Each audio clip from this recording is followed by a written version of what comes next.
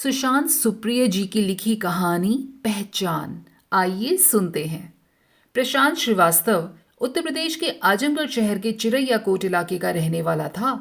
12वीं की परीक्षा वहीं से पास करने के बाद वह दिल्ली आ गया। यहाँ उसे रामजस कॉलेज में बीए अंग्रेजी ऑनर्स में दाखिला मिल गया।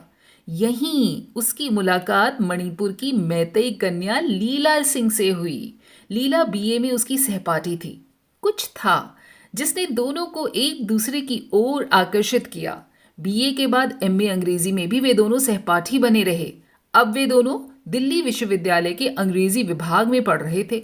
दोनों में प्रगाढ़ मित्रता थी जो न जाने कब प्रेम में बदल गई। विभाग से ही अंग्रेजी में एमफिल करने के बाद दोनों अलग अलग कॉलेजों में व्याख्याता पद पर नियुक्त हो गए।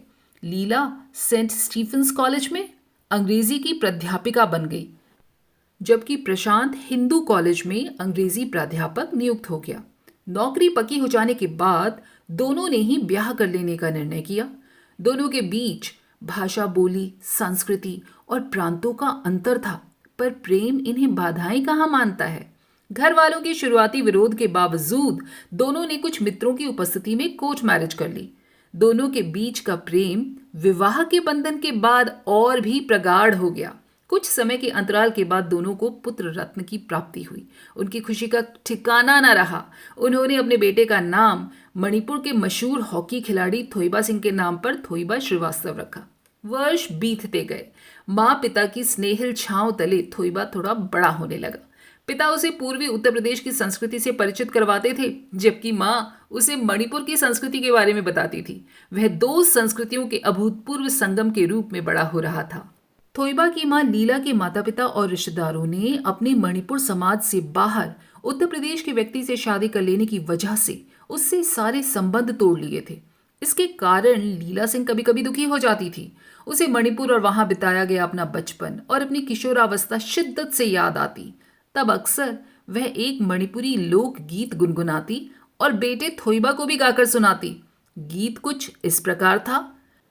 चिंगडा टबा वाकुना टामडा टागे माहिरे, टामडा टाबा वाकोना, चिंगडा टागे माहिरे, जिसका मतलब है घाटी के बांस वृक्ष पहाड़ पर जाना चाहते हैं, पहाड़ के बांस वृक्ष घाटी में जाना चाहते हैं।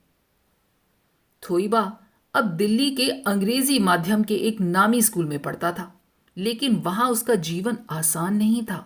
उसके सहपाठी और अन्य बच्चे उत्तर पूर्व के लोगों जैसी उसकी शक्ल सूरत की वजह से उसे चिंकी कहकर छेड़ते थे। वे उसके नाम थोइबा इसको भी अजीब मानकर उसके नाम का बहुत मजाक उड़ाते थे। इन्हीं वजहों से बालक थोइबा पीड़ित रहने लगा था। पता नहीं कब उसके मन में यह धारणा बैठ गई कि उसकी मुसीबत की वजह उसकी मणिपुरी माँ थी, जिसकी वजह से उसकी शक्ल सूरत ऐसी थी और उसका नाम मजाक का केंद्र बन गया था। लीला अपने बेटे थोइबा पर जान छिड़कती थी, बहुत प्यार करती थी। वह उसकी आंखों का तारा था। माँ बाप ने स्कूल में शरारती बच्चों के विरुद्ध प्रिंसिपल साहब से शिकायत की ताकि वे बच्चे थोइबा को छेड़ना और सताना बंद कर दें। उन्होंने थोइबा को भी समझाया कि वह ऐसे बच्चों की बकवास की परवाह न करे, किंतु थोइबा बेहद संवेदनशील बालक था। उसके मन में अपनी माँ तथा मणिपुर के प्रति क्रोध का भाव उत्पन्न हो गया था। धीरे धीरे उसने अपनी मणिपुरी पहचान, संस्कृति और विरासत से खुद को अलग करना शुरू कर दिया। 10वीं कक्षा की परीक्षा से पहले थोइबा ने अपना आधिकारिक रिकॉर्ड में अपना नाम बदल लिया और थावरचंद रख लिया। घर में इस बात को लेकर बहुत बवाल हुआ, पर वह टस से मस न हुआ।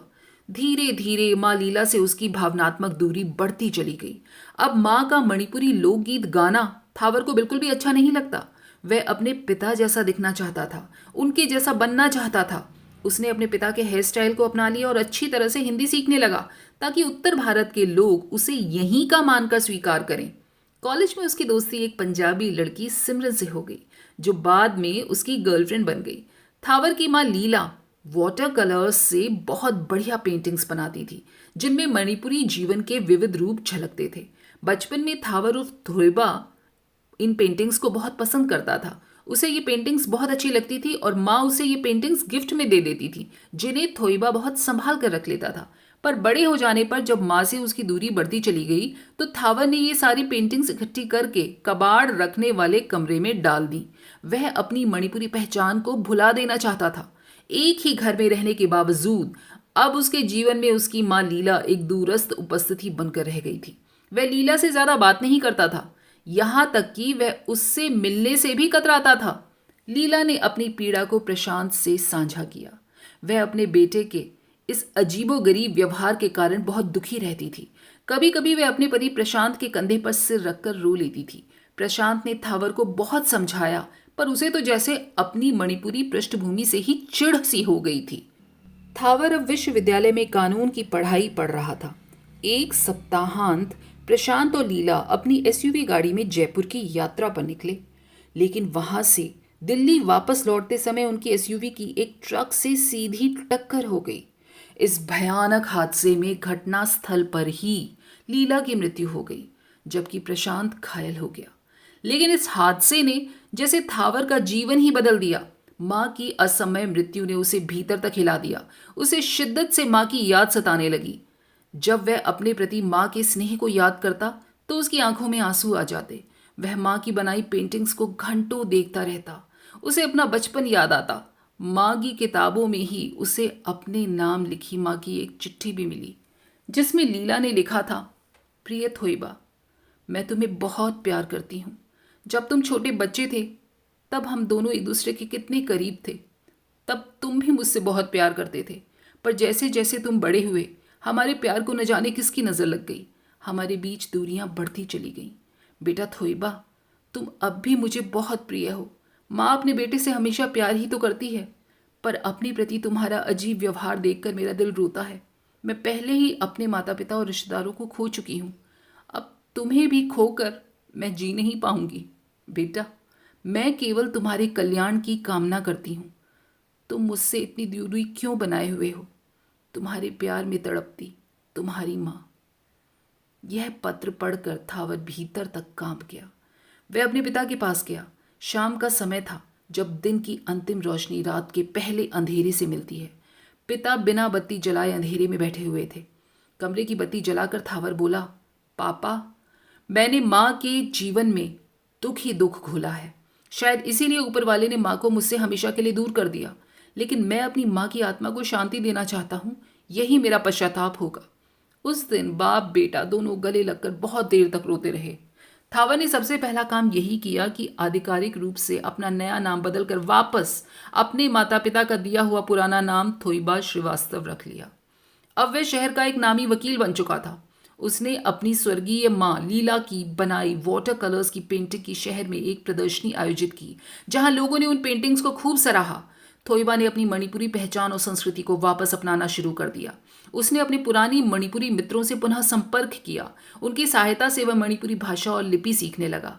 वह शहर की मणिपुरी एसोसिएशन का सदस्य भी बन गया और उनके आयोजनों में शामिल भी होने लगा। और तो और, थोइबा ने मणिपुर में जाकर अपने नाना नानी को ढूंढ निकाला और उनसे संपर्क बनाया। यह सब देखकर उसके पिता प्रशांत बहुत खुश हुए। अपनी माँ लीला की मृत्यु की पहली बरसी पर वह अपने पिता के साथ अपने नाना नानी और माँ की तरफ के अन्य रिश्तेदारों से मिलने मणिपुर गया। वहां बारिश का मौसम था। चारों ओर हरियाली छाई थी। थोइबा ने सबको बताया कि अब उसने मणिपुरी भाषा और लिपि अच्छी तरह सीख ली है। इस अवसर पर उसने मणिपुरी भाषा और लिपि में लिखी अपनी पहली प्रकाशित किताब को सबको उपहार में दिया। उस किताब का शीर्षक था, मेरी मणिपुरी पहचान। यह सब देखकर थोइबा के पिता प्रशांत की आंखों में खुशी के आंसू छलक आए। आखिर थोइबा ने अपनी मणिपुरी पहचान और विरासत को स्वीकार कर लिया था। प्रशांत को लगा कि उसकी पत्नी लीला भी स्वर्ग में से अपने बेटे का अपनी मणिपुरी पहचान को स्वीकार कर लेना देखकर बेहद प्रसन्न हो रही होंगी। दोस्तों, कैसी लगी आपको ये कहानी पहचान? कमेंट करके ज़रूर बताइएगा। अगर पसंद आई हो तो लाइक और शेयर करने में कंजूसी मत करिए। फिर मिलेंगे अगली बार ऐसी ही खूबसूरत दिल छू जाने वाली कहानियों के साथ, निकालकर उन्हें साहित्य के पिटारे से बाहर। तब तक स्वस्थ रहिए और मस्त रहिए। नमस्कार।